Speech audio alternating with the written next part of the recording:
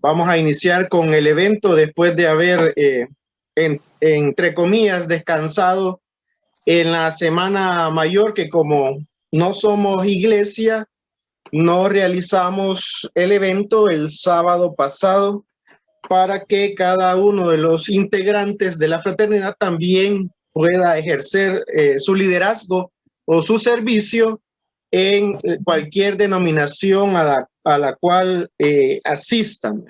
Vamos a iniciar con la parte de la reflexión y oración de entrega de este evento, que en este momento la va a llevar Rubén Funes.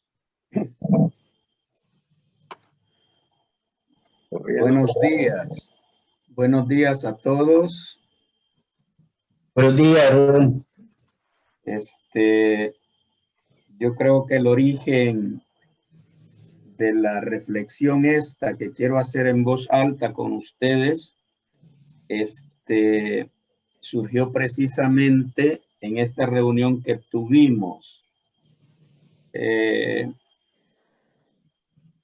previa a la reunión de hoy, y que también me llama la atención. Estaba viendo el modo como Fito nos invitó a esta reunión, y él dice en su invitación a escuchar la extraordinaria vida laica de Pablo. Entonces, en lo que yo quiero pensar en voz alta con ustedes es precisamente en torno a ese título, en torno a ese término de laico que utilizó Fito en la invitación que nos hizo. Fíjense que una de las cosas que a mí me ha llamado profundamente la atención es que Demos Shakarian, cuando pensó la fraternidad, la pensó constituida por lo que él denominaba un grupo de hombres cuya distinción fundamental era precisamente el ser laicos. Entonces, como saben ustedes perfectamente, esto lo pensó Demos Shakarian hace alrededor de 70 años. Y a mí lo que me llama la atención, profundamente la atención, es que con esto, a mí me parece, me puedo equivocar si ustedes quieren, pero a mí me parece que Demos Shakarian se adelanta a su tiempo. Se adelanta a su tiempo. Y sobre esto es acerca de lo que quiero reflexionar en voz alta, y probablemente quien se va a aclarar soy precisamente yo con respecto a lo que les voy a decir. Lo primero que me llama la atención es que el término laico, la denominación laica, surge de alguna manera en contraposición a clérigo.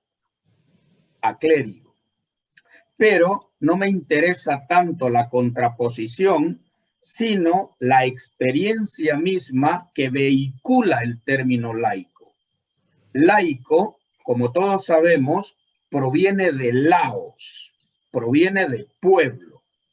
Entonces, lo que hay debajo de este origen etimológico de laico es eso que nosotros decimos frecuentemente en cada uno de nuestros eventos.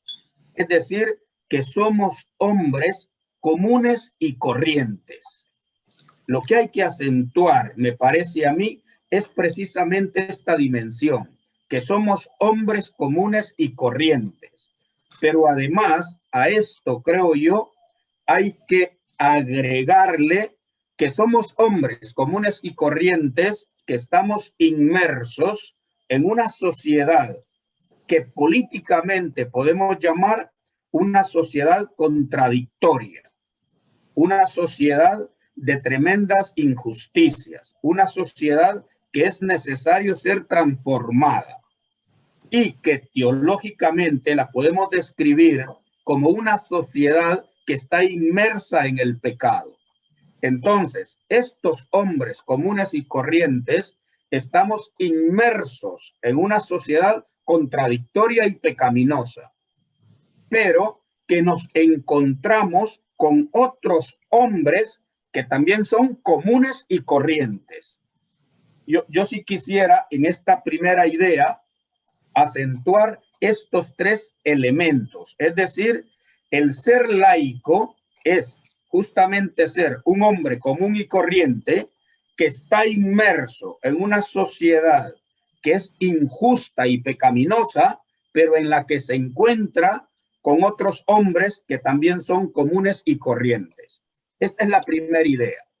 La segunda idea, que yo creo que también está inmersa en esta experiencia que vehicula el término laico, es que justamente Jesús fue un laico. Una de las cosas que a mí me llama la atención cuando leo los evangelios es que el dato que sorprendía a los evangelistas era precisamente, dice Marcos, la autoridad con la que enseña Jesús. Marcos se sorprende el modo como enseña Jesús. Y si nos preguntamos nosotros, ¿por qué se sorprende Marcos de la autoridad con la que enseña Jesús? Hay que contestarse que se debe precisamente al origen mismo de Jesús. Jesús no pertenece a una familia sacerdotal. Y es exactamente lo que dicen los contemporáneos de Jesús. ¿De dónde le proviene la autoridad a este hombre si nosotros conocemos quién es su padre y quién es su madre? ¿No es acaso el hijo de José? ¿No es acaso el hijo de María? ¿No conocemos a sus hermanos y a sus hermanas? Es decir, lo que esta experiencia de alguna manera vehicula es justamente el origen laico de Jesús. Pero además, es como laico que Jesús va a entender su misión, la misión encomendada por su Padre, la misión encomendada por Dios. Este laico nos viene a transmitir al menos dos cosas. Y la primera cosa que nos transmite es una relación distinta con Dios, a un Dios que Jesús mismo denomina Padre, a un Dios que Jesús mismo denomina, si quieren ustedes, con un término íntimo, con un término cariñoso que nosotros en nuestra terminología podemos perfectamente entender como papito. Ese es el modo en el que se dirige Jesús a Dios. Este laico que es Jesús nos viene entonces a indicar una manera novedosa, una manera íntima de relacionarse con Dios. Pero además hay otro aspecto, y ese otro aspecto es que ese Dios que es nuestro Padre, para Jesús tiene un reino, y es un reino que para Jesús tiene elementos muy concretos. Es un reino en el que no van a haber ciegos, es un reino en el que no van a haber cojos, es un reino en el que no van a haber presos, justamente encerrados injustamente. Es un reino en el que va a reinar Dios. Entonces, si a partir de esta segunda idea volvemos a nuestra primera idea, y a partir entonces de la idea de un Jesús que nos transmite una experiencia íntima con Dios, de un Dios que tiene su propio reino, y nos vamos a esa idea de laico en tanto que hombre común, inmerso en una sociedad contradictoria y pecaminosa, que se encuentra con otros hombres que también son comunes, caemos en la cuenta de la gran tarea que tenemos como laicos. Y yo creo que es esto lo que tenemos que acentuar. Como laicos, la gran tarea que tenemos es no solo ser hombres comunes y corrientes, no solo estar inmersos en la sociedad, sino transformar desde dentro mismo esa sociedad en la que estamos. Y yo creo que estos tres aspectos son acerca de lo que tenemos que reflexionar cuando utilizamos el término laico. Y cada vez que yo lo hago, de verdad que yo me sorprendo que Demos Shakarian haya justamente entendido que somos una organización de laicos hace 70 años, con lo que yo creo que se adelanta justamente a su contexto. ¿Por qué razón? Porque de alguna manera, creo yo, nos transmite el proyecto, nos transmite la tarea que todos tenemos encomendados. Y tenemos encomendado una tarea, vuelvo a insistir, como hombres comunes y corrientes que no tienen el apoyo de ninguna institución religiosa. Entonces, es lo que yo quería reflexionar en voz alta con ustedes, con el único propósito de irme clarificando yo mismo acerca del término laico. Yo quisiera que cerráramos los ojos como hombres creyentes que somos y que pongamos nuestro evento en las manos de Dios. Que Dios ilumine a Pablo para que Pablo, a través de su testimonio, nos pueda transmitir a nosotros el modo como actúa Dios en su vida. Que el testimonio de Pablo nos llene de fortaleza, nos llene de valentía, nos llene de coraje, pero sobre todo nos llene de la profunda fe que nosotros necesitamos. Que Diosito, que ve nuestra intimidad, que ve nuestro corazón, nos ayude a ver su presencia en esta realidad tan compleja en la que estamos. Amén. Amén. Exactamente, Rubén. Cuando yo utilizo la extraordinaria vida laica de la persona que nos va a contar su historia, es precisamente porque nosotros somos ordinarios, somos corrientes, pero hay una energía que nos convierte en esa parte extraordinaria. Y eso es lo que nosotros hacemos evento tras evento, escuchar a la vida extraordinaria de una persona, de cómo el creador lo ha sacado adelante. Y quizás, Rubén,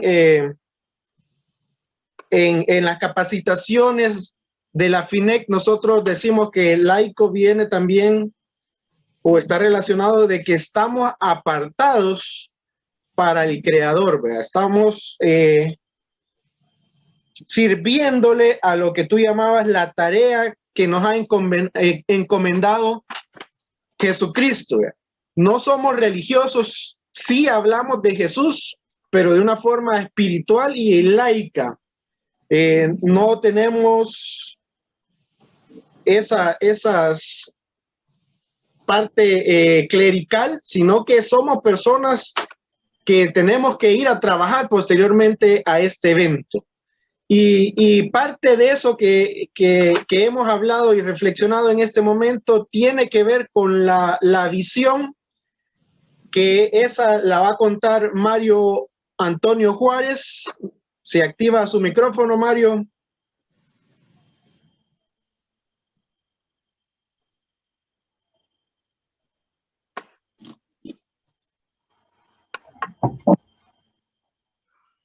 Mario, ¿se encuentra conectado?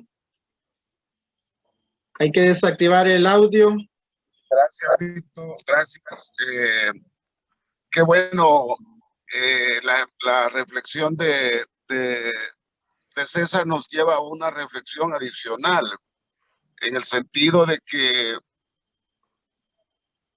si nosotros quisiéramos enfocar un contexto de la fraternidad internacional de hombres de negocios del Evangelio pleno, deberíamos de citar lo que dice César, es decir, hombres laicos hablando con otras personas de las cosas de Dios, pero en un ambiente no religioso, en un ambiente natural, donde no hay órganos ni vitrales.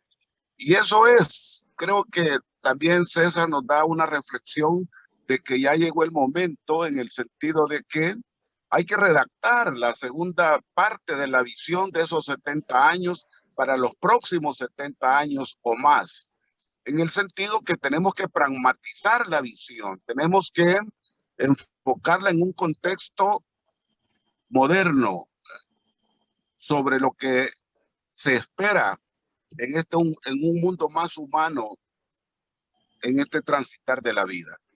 Pero mientras eso llega, podemos decir pues que la visión es la gente. Eso dijo precisamente en un momento el hijo de Demos Shakarian, Richard, hace unos 10 años, precisamente acá, en este país, cuando dijo, la visión es la gente. Porque eso fue lo que vio Demos, en esa visión que le regaló Dios, gente. Los vio gente de todos los continentes, los vio tristes, los vio preocupados, los vio improductivos, los vio solos. Entonces, en esa misma visión, Dios le reveló un nuevo mundo de gente feliz, gente alegre, gente transformada. Y fíjense que la palabra transformación muchas veces la agarramos como un cliché, lo cual ya no debería ser así, porque la transformación, y yo creo que César estaría de acuerdo conmigo, también quiere decir transfiguración, transfiguración. Y la gran pregunta de esta nueva visión debería ser esa: ¿realmente hemos sido transformados? ¿Realmente vivimos en un escenario de transfiguración? Porque lo dice la misma palabra, que fue en la transfiguración, se vio la brillantez de Jesús. Se vio que venía de visitar al Padre. Se vio que venía de tener un conversatorio con su Padre, donde le decía que en él tiene complacencia, donde le decía lo que se esperaba de su venida. Pero realmente nosotros lo que vemos es que la visión de esta linda organización tiene que sufrir transformaciones. La parte carismática está perfecta, pero el mundo moderno requiere cambios, una visión amplificada que nos permita ver los entornos para acercar más el hombre a Dios. La gente ya no quiere estar especulando sobre aspectos religiosos. Al contrario, eso es contraproducente. Somos laicos, esa es la palabra que Dios nos ha regalado esta mañana con lo que habló César. No incursionar en las cosas de las iglesias. Ellos tienen sus propios quehaceres. Nosotros somos laicos. No nos interesa de ninguna manera estar enfocando esos aspectos. Somos productivos precisamente por esa parte laica. Somos transdenominacionales porque trascendemos a otras denominaciones de cualquier tipo. Mal hacemos cuando decimos que en la fraternidad hay católicos y evangélicos. Tremendo error. En la fraternidad es persona, inclusive para aquellos que no creen en Dios. Somos hombres testimoniales. El testimonio es nuestra arma, el testimonio es nuestra estrategia.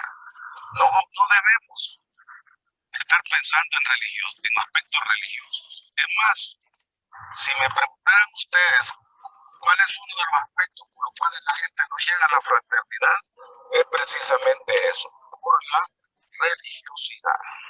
Así que, amigos, también quisiera compartir con ustedes que no somos tampoco proselitistas.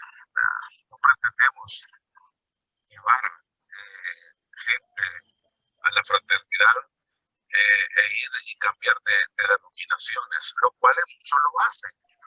Mal hecho precisamente. Mal hecho precisamente.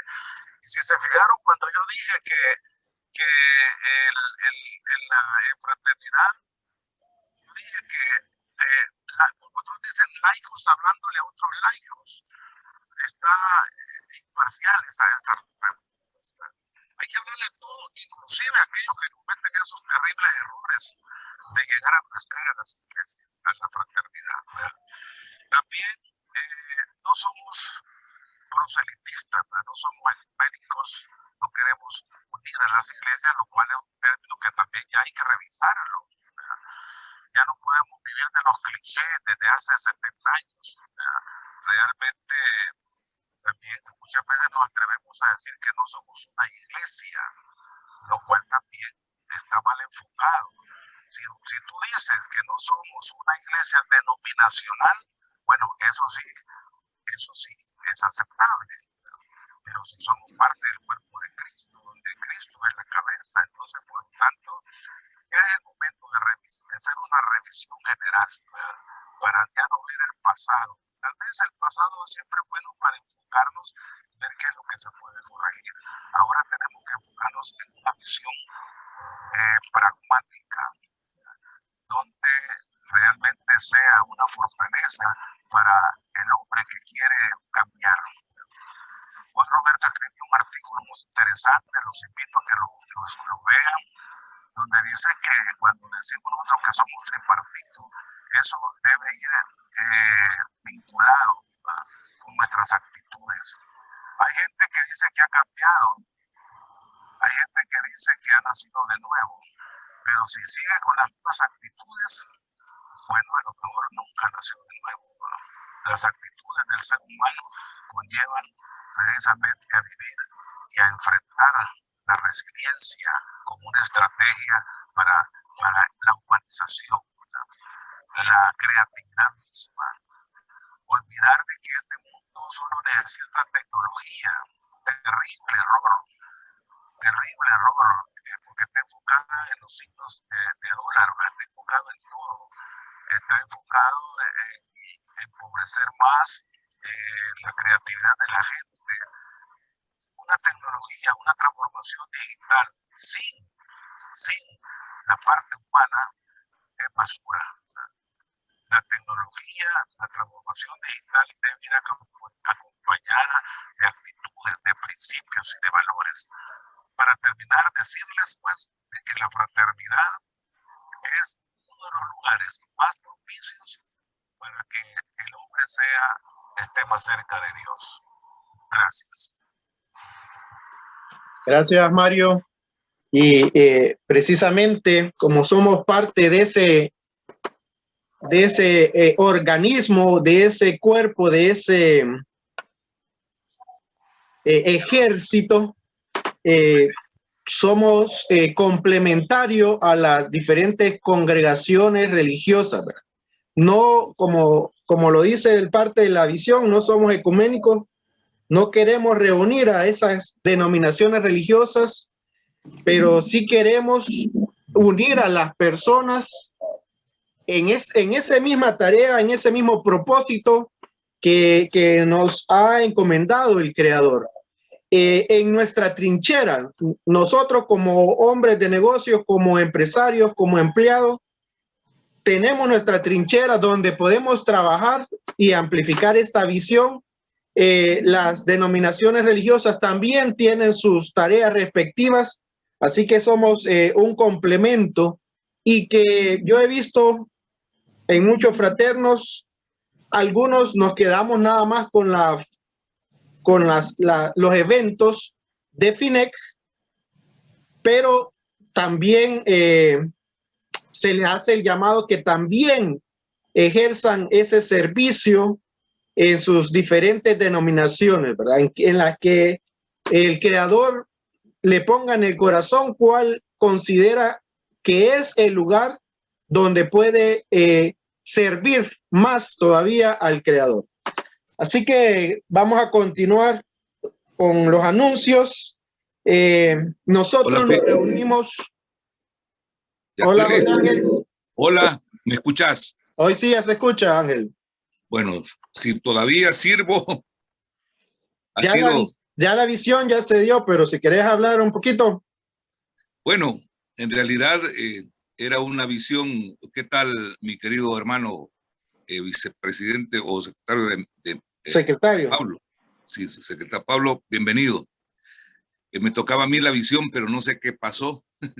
No sé si esta visión no queremos que le dé Dios, pero la verdad es que es una visión que creo que en el capítulo hemos contemplado la necesidad de ir actualizando y ampliando una visión sobre nuestra organización por el impacto que debe de tener y puede tener en estos tiempos que estamos viviendo, ¿verdad? En donde se necesita realmente una alta dosis de sensibilización humana para que la humanidad pues recobre y recupere ese sentido de esa espiritualidad básica y fundamental que es la que anima al ser humano a realizar los actos y las acciones correctas, acertadas, convenientes y buenas.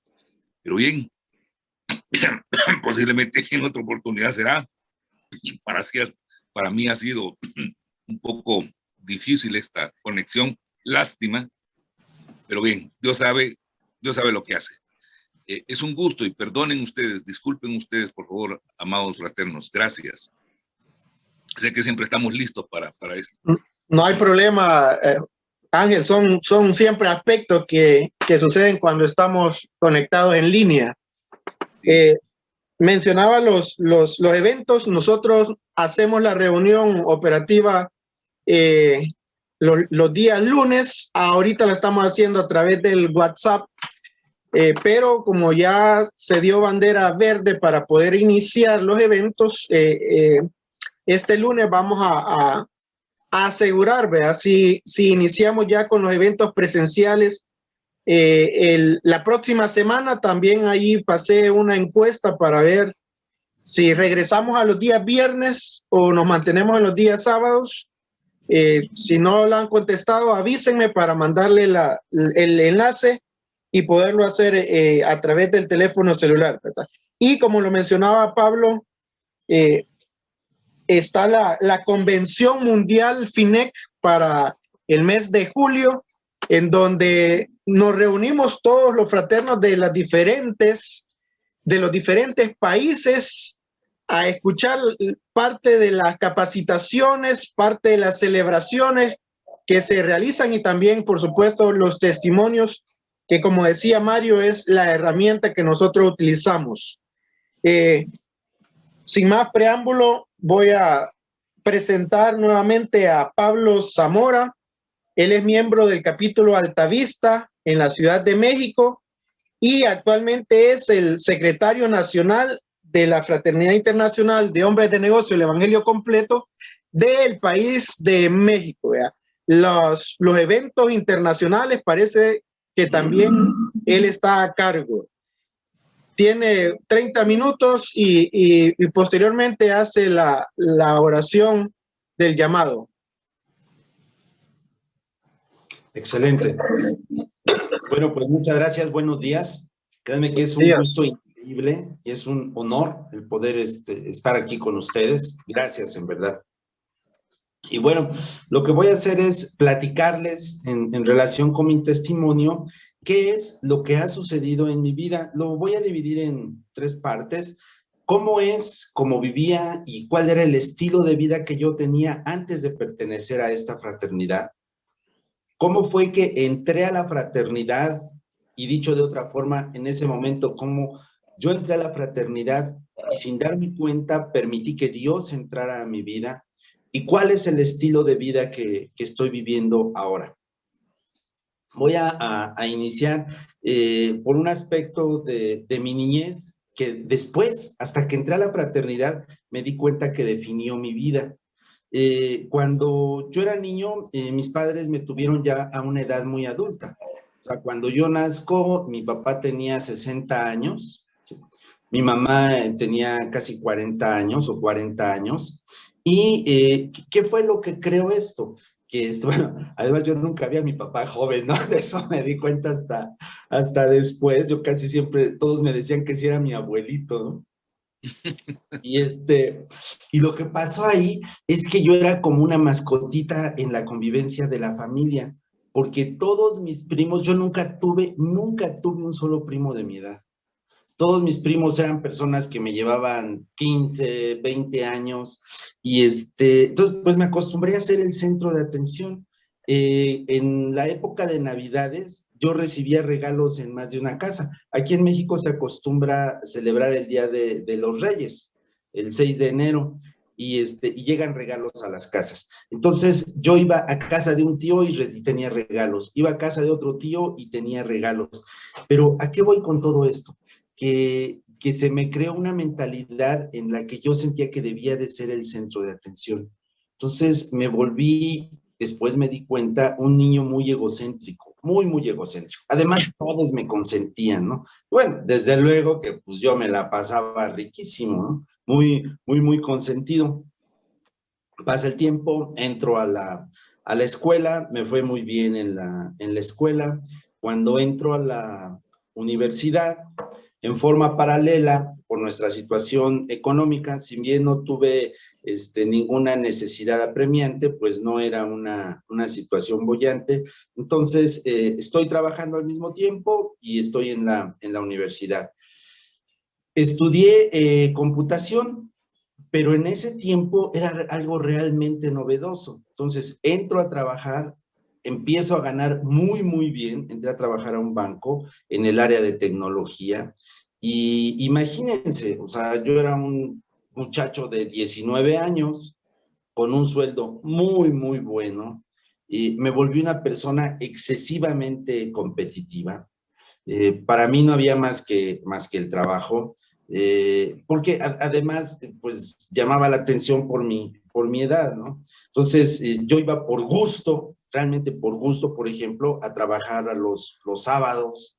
Me sentía muy bien en el trabajo, y como era mi principal prioridad, yo lo que hice fue ponerlo en un altar al trabajo, ¿no? O sea, todo era trabajo.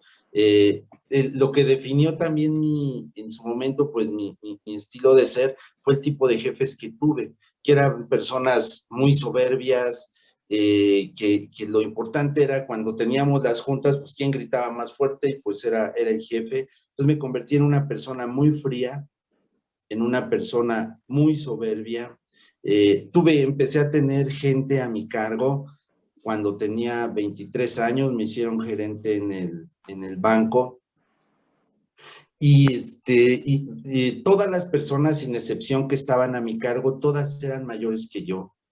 Varios ya eran cabeza de familia, o sea, eran casados, tenían sus hijos, y yo era pues soltero. Estaba en ese tiempo casi terminando la universidad, y era, yo creo que insoportable como jefe.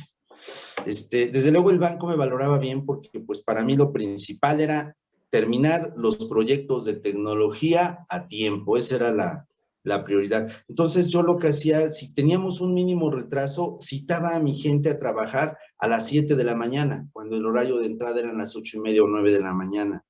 Y no me importaba. Ahora recuerdo que, por ejemplo, me decían los que tenían familia: oye, es que yo tengo que ir a dejar a mi hijo a la escuela.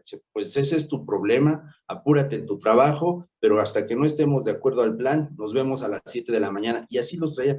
Llegué a citarlos a trabajar los sábados y hasta los domingos, hasta que nos regularizáramos en el programa de trabajo que teníamos. Entonces, créanme que yo no hubiera querido tener un jefe como yo era. soberbio, y además imagínense, un chavito ahí de 22, 23 años, siendo jefe de personas mayores, con ese tipo de actitudes. En fin, así va pasando mi vida. Sin embargo, yo sentía un vacío. Yo sabía que algo no estaba bien. En ese tiempo no le llamaba vacío. Yo decía que mi vida no estaba siendo aprovechada, yo quería más cosas. Desde luego mi parámetro era totalmente material. O sea, cuando yo decía tener más cosas era subir en el puesto, tener un coche, otro coche, o tener 2 coches, viajar, y pues como no tenía prácticamente responsabilidades, vivía todavía con mis papás, pues no tenía ningún problema en los aspectos económicos. En ese tiempo, más o menos, por las reuniones de trabajo y todo que me invitaban, pues empiezo a tomar. Sobre todo, y no sé, a veces cuando todo iba bien, pues nos íbamos a comer, no regresábamos a trabajar, y la zona en la que yo estaba la oficina era en el centro de la Ciudad de México, era la zona de los bancos en ese tiempo, y pues, también era la zona de las cantinas, era la zona de los nightclubs, y aquí decimos que, bueno, luego bromeo que yo iba a esas ferreterías que abren 24 horas, ¿no? Porque están llenas de fierros y de luces. Entonces, bueno, pues yo iba a ese tipo de ferreterías. Y en ese también coincide, pero para eso decía que yo sentía un vacío. Entro a una terapia psicoanalítica porque yo no me sentía bien. Y en ese momento, cuando tenía 23 años, inicia un proceso de búsqueda. Un proceso de búsqueda que después tardó 20 años. Estuve como 8 o 9 años en esa terapia. Después me metí a cursos de situaciones espirituales en ese tiempo, espiritualidad oriental, Reiki, la flor de la vida, metodologías de desarrollo humano, cursé un diplomado de 2 años larguísimo de cuestiones de desarrollo humano, pero siempre yo sentía que como que había una pieza que no acomodaba. Por ese tiempo conozco en el banco a la que ahora es mi esposa, e iniciamos una relación. Desde luego, pues, maravilloso, ¿no? Ahí, en ese tiempo es más la hormona que la neurona, ¿no? Entonces, pues, imagínense, en ese contexto estaba. Después me salgo yo del banco. Antes de salirme del banco, yo cometí errores tremendos, tremendos. Por ejemplo, había la época de recortar personal. Recorté personal en forma injustificada, todavía me duele mucho. Llegué a correr a personas que pues llegaron a ser mis amigos por simple cuestión de que nos daban unos parámetros y tienes que recortar la nómina de tu equipo de trabajo en un 20%, y de ese 20%, fíjense, por ejemplo, si cumples la meta, entonces un 10% se va en aumentos de sueldos. Entonces llegué a tomar decisiones de recortar a personas que ahora me doy cuenta que no fue justificado, sin conciencia del impacto tan tremendo en su familia y con sus hijos. En fin, después me salgo del banco, fundo una empresa, me empieza a ir muy bien en la empresa, una empresa de tecnología. Tuve la oportunidad de conocer varios países de Centro y Sudamérica, vendiendo el software que nosotros producíamos. Vienen mis hijas, padrísimo, tengo dos hijas, Ángela y Paola. Sin embargo, el trato que yo tenía con mis hijas era muy fuerte, muy déspota. Yo quería que todo estuviera en un exceso de orden. Imagínense, cosas que me dejaron marcado fueron, por ejemplo, que ya como tenía la empresa, la tenía cerca de la casa, entonces yo trabajaba desde como las 7 de la mañana, 7:30 de la mañana, hasta la hora de la comida en la empresa. A la hora de comer, normalmente o iba a alguna comida con los chavos con los chicos de la oficina, o me venía a comer a la casa, pero después de la hora de la comida, yo continuaba el trabajo en la casa para poder tener un espacio solo, donde viera pendientes, cuestiones creativas y demás. Y pues mi hija, la pequeña, una niña de 5 años, yo tenía mi espacio de trabajo y llegaba y me decía, papá, ¿jugamos? Papá, ¿jugamos? Y ahora me avergüenzo del tipo de respuestas que yo le daba. Yo decía, ¿qué no te das cuenta que estoy trabajando? Hay que trabajar, tú comes. Se necesita trabajar, necesito que me dejes el espacio libre. Por favor, no me molestes. Imagínense decirle eso a una niña. Hoy, desde luego, esa respuesta se la di varias veces. ¿Cuál fue el efecto? Nunca, nunca en el resto de su vida me volvió a pedir que jugáramos. Y lo que yo hice fue crear una barrera tremenda entre yo y mis hijas. Entonces la comunicación con mis hijas al paso del tiempo se volvió en nada más, papá, ¿me das permiso? Papá, necesito esto para la escuela. Papá, ¿me das dinero para esto?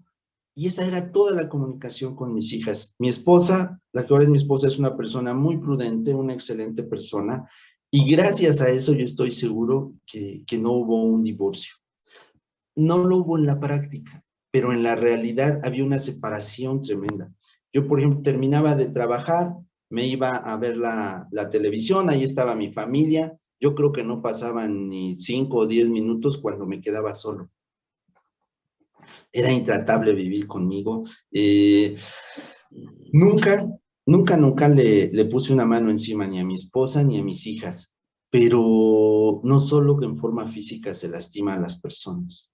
Mi forma de hablar, el despotismo con el que trataba a mi esposa, lo autoritario que era con mis hijas, yo creo que era peor que golpearlas. Y así fue como empezó la situación. De la familia se degradó muchísimo, realmente se resquebrajó totalmente. En la parte, la misma cuestión de soberbia, de que les comentaba que desde niño me acostumbré a ser el centro, pues me llevó a ser una persona sumamente soberbia. Si me estaba yendo bien con mi propia empresa, wow, pues ya casi no tocaba el piso. Pero lo mismo me llevó a empezar a tener malas decisiones empresariales. Entonces la empresa se empieza a ir en picada con deudas fuertes. Yo era el responsable principal de la empresa, teníamos deudas fiscales, empezamos a pedir prestado, llegué a vivir la situación horrible que es de llegar y que me hablara la secretaria y me dijera, mejor no se presente ahorita, está un coche estacionado enfrente. Personas que iban a cobrarme, que enviaban personas a cobrarme dinero que yo debía a través de la empresa. Yo viví lo que es había puesto en garantía mi casa, entonces lo que es el domingo en la noche, ya antes de dormir, el pensar, híjole, y mi esposa no sabe, y si nos quitan la casa por las deudas, ¿qué voy a hacer? El no querer que llegara el domingo, el lunes, por tener que volver a enfrentar todo este tipo de situaciones. Se volvió muy apremiante la situación. Me hablaban en la madrugada por teléfono para cobrarme de las tarjetas de crédito. Lo que hacía era que dejaba el teléfono descolgado para no recibir ese tipo de llamadas. Sin embargo, si nos veían desde afuera, aprendimos como familia a dar una apariencia de correctos, una familia muy correcta, íbamos a las reuniones, me agarraba de la mano con mis hijas, ¿sí? Entonces nos veíamos bien. Por fuera, pues yo me veía como un empresario exitoso, aunque la empresa ya estuviera totalmente en quiebra. Y es en esta situación cuando yo llego a la fraternidad. ¿Cómo llegué a la fraternidad? En lo familiar, destrozado, ¿sí? Con un frialdad y unos espacios entre cada uno de los miembros de la familia con respecto a mí, enormes. ¿Sí? En la economía, quebrado. La empresa ya no funcionaba, había más deudas cada vez, mal. En lo espiritual, miren, yo no entendía qué era lo espiritual. Para mí no había más que trabajo, cuestiones materiales. De veras me preguntaban y yo no tenía ni la más mínima idea de lo espiritual. Las personas que se dedicaban a temas espirituales, incluso a temas culturales o artísticos, para mí eran unos parias de la sociedad. Eran unos parásitos que mejor debían de dedicarse a cosas productivas. Esa era mi forma de pensar cuando yo llego a la fraternidad. Me invita un amigo, era más o menos, acababa de pasar mi cumpleaños, entonces me dice que me invita a una cena, y bueno, que no tenía tiempo. Me dice, oye, pues es tu cumpleaños, te invito, hombre, va a ser gratis. Y bueno, ya cambió la cosa, cuando oí gratis, como la situación económica no era nada buena, dije, pues vamos. Llego a una cena, me reciben muy bien, cosa que me extrañó mucho. Y transcurre la reunión, yo empiezo a voltear, se me hizo muy extraño, porque pues, yo dije, una cena, pues tiene que haber un poquito de vino tinto al menos, ¿no? Para que pase la forma de pensar, el tiempo, y nada, ¿no? Entonces, se me hizo eso extraño, me sentí raro. Miren, no entendí nada de a qué se dedicaba ese grupo de personas, de verdad, pero me sentí a gusto. Cuando llego a la casa me dice mi esposa, ¿qué tal? ¿Cómo te fue? Le dije, bien. Y dice, ¿y qué tal? ¿Cómo estaba? Y dice, mira, no sé, se me hizo gente muy rara, hablan de cosas a las que no estoy acostumbrado, se me hace que no son muy productivos, pero me sentí muy a gusto. Y dan capacitación, tienen unas reuniones los martes y dan capacitación, entonces eso me llamó la atención, voy a ir, ¿no? Entonces, así fue mi primera reunión de la fraternidad, donde no entendí absolutamente nada. Sin embargo, a partir de ese día, nunca volví a faltar a una reunión. A mí me atrapó al principio los temas de capacitación, y porque eran temas de los que yo nunca había escuchado. Al final de la reunión, eso sí me acuerdo, fíjense lo que me acuerdo de la reunión. Dos cosas, la persona que habló ahí, y no muchos detalles, pero pues que sí le había ido bien, ¿no? Es con lo que me quedé. Y nos pidieron en una papeleta que anotáramos cosas que no habíamos podido lograr. Yo en ese tiempo, por la crisis, anoté algo en relación a vender un terreno. Y bueno, va pasando el tiempo, y el tiempo me estoy refiriendo a un par de meses, y de repente ya llega la situación muy crítica. Mi esposa y yo decidimos vender ese terreno. Ese terreno lo habíamos comprado cerca de un lago, una zona bonita. Nunca lo visité en 17 años. No sabía yo ni cómo estaba el terreno, no tenía yo las escrituras. Cuando trato de conseguir las escrituras, resulta que ya se había muerto el notario, en fin, todo un caos. Miren, como eso estaba en una zona vacacional, con decirles que no tenía yo el dinero bien para pagar el camión para ir a tramitar las escrituras. Esa era mi situación económica en ese momento. Para no perderme mucho en detalles, termino vendiendo el terreno a la primera persona a la que llamé, exactamente en la cantidad que yo había anotado en la papeleta. ¡Wow! Entonces, eso fue como oxígeno, pero eso, yo me di cuenta de algo, dije, aquí, pensé nada más en lo material, dije, no, aquí algo está pasando, no lo entiendo muy bien, pero de que mi vida puede mejorar, puede mejorar. Entonces, el gancho para mí fue la parte económica.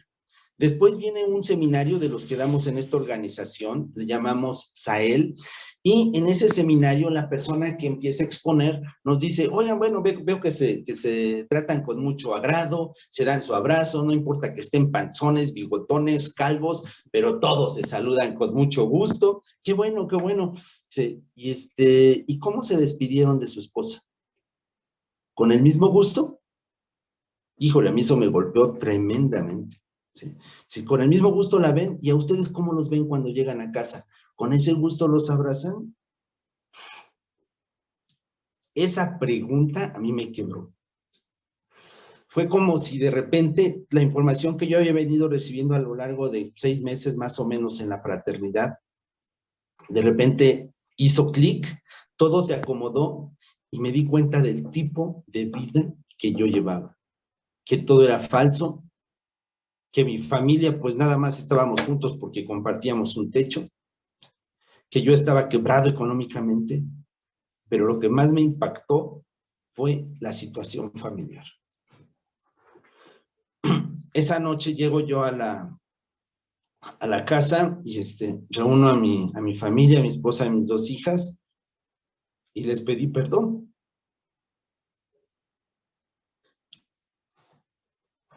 Perdón. Les pedí perdón por el tipo de vida a la que había estado sujetos y sujetas, ¿sí? Y mis hijas se me quedaron viendo como algo raro, ¿no? O sea, ¿qué le pasa? Desde luego me doy cuenta que no me creyeron. Mi esposa sí me creyó y se sorprendió de lo que estaba pasando. Inician cambios entonces.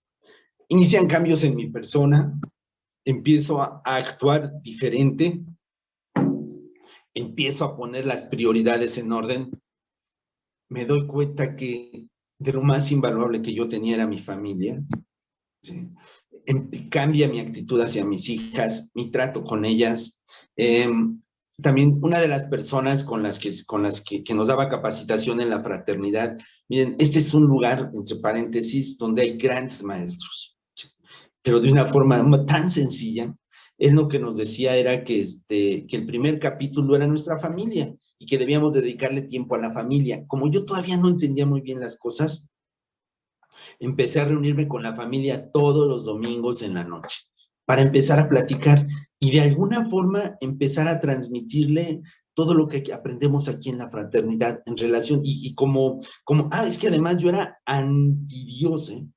O sea, a mí no me dijeran de cosas de Dios o de la iglesia porque yo lo rechazaba automáticamente, ¿no? Entonces yo había criado a mis hijas con ese tipo de ideas.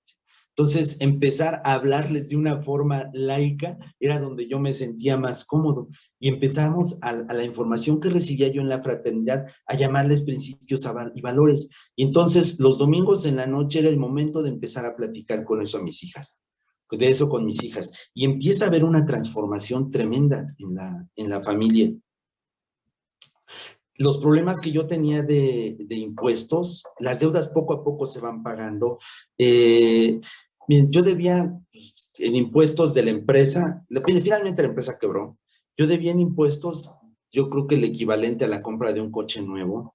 Y una vez aplicando las técnicas que aquí aprendemos, que es la oración, recibo la guía de Dios de poner todo en orden, me presento ante Hacienda aprovechando una promoción. Hacienda es el recaudador de impuestos, aprovechando una promoción. Yo sabía lo que debía.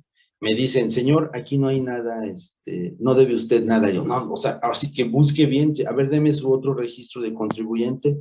En el de su empresa no aparece nada, en el suyo no aparece nada. Se borraron los registros de mi deuda. Como después llegó un fraterno y dice, es que eso no es posible, eso no pasa, eso no es posible, no se pueden borrar. Pues sí sé que no es posible, pero se borró todo registro de mi deuda, que era una losa que yo venía cargando. Pasan otras cosas, yo empecé a recibir de Dios el hecho de que me tenía ya que separar de mi socio, porque nuestros valores se volvieron totalmente incompatibles.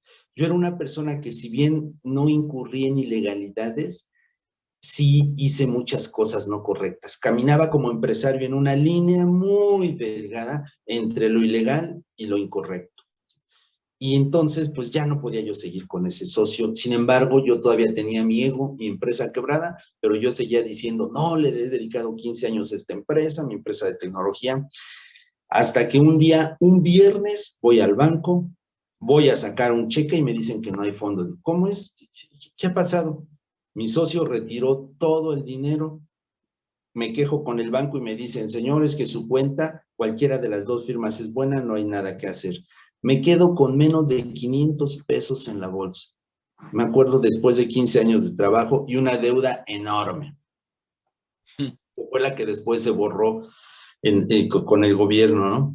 Y era 2 días antes del cumpleaños de mi hija ya mayor de edad, y fue una fiesta muy austera, pero una de las fiestas que más he disfrutado. Y me di cuenta de que mi forma de pensar había cambiado mucho, porque cuando llego a la casa y les digo a mis hijas, ¿saben qué? Ya desapareció todo, no tenemos empresa, no tenemos dinero, ¿sí? Lo que tenemos es deudas, pero está prohibido que en esta casa se hable mal de Miguel, está prohibido insultar a Miguel, ¿sí? Ya Dios sabrá lo que hace con él, ¿sí? Pero aquí no va a haber ninguna queja ni ningún insulto hacia él. Después de que lo dije, yo mismo me sorprendí, dije, wow, o sea, ¿por qué dije esta tontería, no? Pero era un cambio que ya se había ido incorporando en mi vida. Situaciones de este tipo, viví muchas, donde he visto la presencia de Dios en mi familia. Mi familia fue transformada radicalmente. Miren, yo estoy seguro que si yo no hubiera entrado a esta fraternidad, a esta organización, mis hijas se hubieran ido de la casa por propia salud mental, porque ya se iba a volver inaceptable conforme crecieran, darse cuenta del tipo de persona que era su padre. Y lo más sano es que se hubieran ido. ¿Sí? Eso lo tengo absolutamente claro. Del grupo de amigos con el que yo tenía cuando estaba en el trabajo, éramos un grupo de 6 personas que nos encantaba parrandear y demás. 4 de esos 6 ya murieron en situaciones dramáticas, o por cuestiones de alcoholismo o accidentes de carretera, de coche, pues. Entonces yo tengo claro, tengo 12 años en la fraternidad, yo tengo perfectamente claro cuál era el camino por el que estaba caminando y hacia dónde estaba yendo. Mi familia se reconstituye totalmente, ahora es un placer estar en familia. Es un gusto, pues, la forma en la que nos comunicamos, en la que nos amamos. Mis 2 hijas están ya casadas con buenos hombres.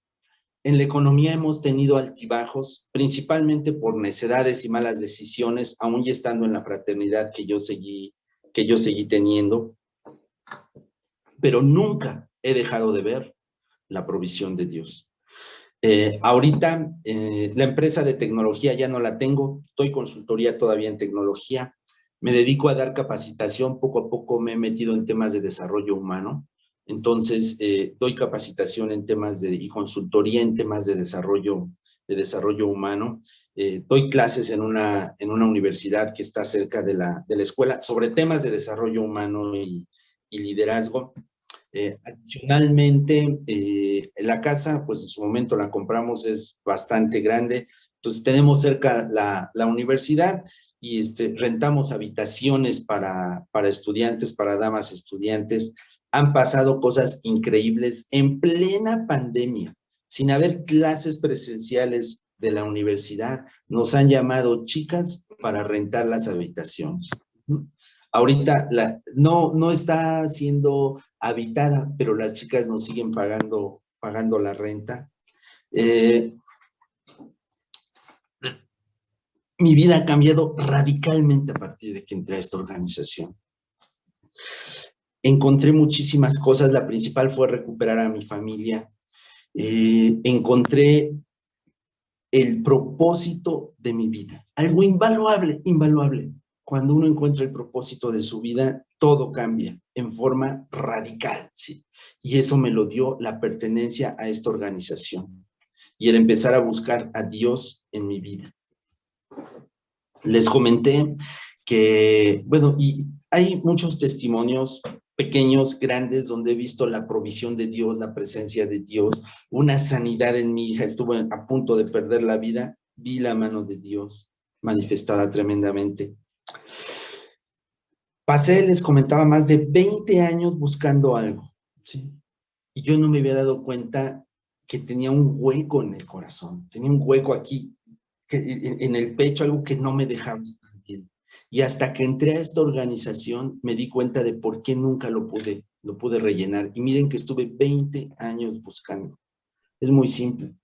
Lo que pasa es que ese hueco tenía la forma de Cristo. Y hasta que Cristo llegó a mi vida, ese hueco fue llenado. Y esa pieza que faltaba, que le dio sentido total a mi vida, es lo que permitió que todo se fuera ordenando. Los aspectos económicos, los aspectos familiares, los aspectos espirituales, temas de salud. Y ahorita lo que quiero hacer es invitarlos, sobre todo a las personas que están por primera vez. Ahorita, aunque sea en forma virtual, quiero compartir con ustedes qué fue lo que a mí me dieron, que sin que yo me diera cuenta, inició un cambio trascendente en mi vida, inició una transformación de pasar a vivir el tipo de vida que yo vivía antes de venir a esta organización y conocer a Jesús, a vivir el tipo de vida de plenitud que estoy viviendo al día de hoy. Voy a decir unas palabras. Quienes estén desde sus hogares, les pido que las repitan en voz alta. Hoy reconozco que no soy aún la persona que voy a ser. La persona que voy a ser. Reconozco que no tengo aún todo lo que voy a tener. Reconozco que no tengo aún todo lo que voy a tener. Reconozco que he fallado y hoy me arrepiento. Hoy me arrepiento. Por eso mi salud, mi familia, mi vida profesional, mi economía, mis sueños y mis proyectos, todo lo que soy, y todo lo que tengo, lo pongo en manos de Dios. Le pido que escriba mi nombre y el de mi familia en el libro de la vida. Y reconozco a Cristo Jesús como mi Señor y mi Salvador. Amén. Estas palabras tan sencillas iniciaron una transformación que ha impactado y seguirá impactando a mi vida y a las generaciones que vienen después de mí. Pues muchísimas gracias, amigos.